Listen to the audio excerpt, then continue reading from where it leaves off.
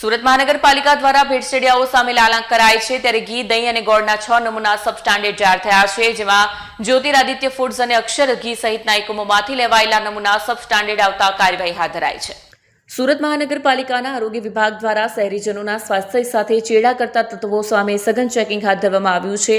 સુરત મહાનગરપાલિકાના હેલ્થ અને hospital deputy commissioner તથા ડેઝિગ્નેટેડ ઓફિસરની સીધી સૂચના હેઠળ ડિસેમ્બર માસ દરમિયાન લેવામાં આવેલા ખાદ્ય પદાર્થોના નમૂનાઓના પૃથ્થકરણ બાદ ચોંકાવનારા પરિણામો સામે આવ્યા છે.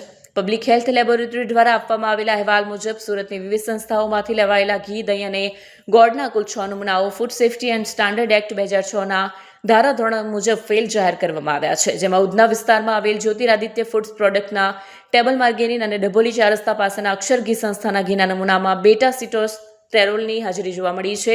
રેલવે સ્ટેશન સામે આવેલી જાણીતી હોટેલ મે આકાશ હોટેલ્સ પ્રાઇવેટ લિમિટેડમાંથી લેવામાં આવેલા દહીંના નમૂનામાં ફેટનું પ્રમાણ નિર્ધારિત ધારાધોરણ કરતાં ઓછું મળી આવ્યું છે, જેના કારણે તેને પણ સબસ્ટાન્ડર્ડ જાહેર કરવામાં આવ્યું છે. આ રિપોર્ટ દર્શાવે છે કે મોટા ગ્રાહક વર્ગ ધરાવતી સંસ્થાઓમાં પણ ખાદ્ય પદાર્થોની ગુણવત્તા જળવાતી નથી.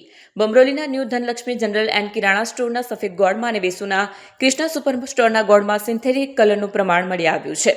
ગોળને આકર્ષક દેખાડવા માટે કરવામાં આવતો આ કલરનો વપરાશ સ્વાસ્થ્ય માટે અત્યંત હાનિકારક સાબિત થઈ શકે છે. આરોગ્ય વિભાગના અધિકારીઓના જણાવ્યા મુજબ જે સંસ્થાઓના નમૂના ફેલ થઈ ગયા છે તેમની સામે ફૂડ સેફ્ટી એક્ટ 2006 હેઠળ કડક કાયદેસરની કાર્યવાહી હાથ ધરવામાં આવશે. આ માટે સંબંધિત વેપારીઓ અને સંસ્થાઓને નોટિસ આપીને આગળની ન્યાયિક પ્રક્રિયા શરૂ કરી દેવામાં આવી છે. હું B R. Brahmbhatt, food safety officer, Surat મહાનગરપાલિકા.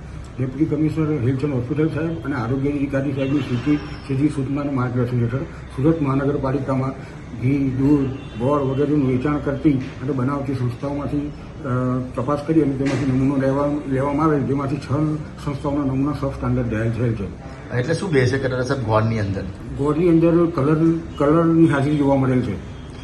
કઈ કઈ ડેરીના નમૂના ફેલ થયા છે અને શું શું ફેલ થયું છે? જ્યોતિરાદિત્ય ફૂડ પ્રોડક્ટ, અક્ષર ઘી, Akash motors, new Dhanlaxmi general store, Alpeshbhai અને કૃષ્ણ સુપર સ્ટોરના ઘી, ગોળ, ટેબલ માર્કેટિંગ વગેરે નમૂનાઓ નપાસ થયેલ છે.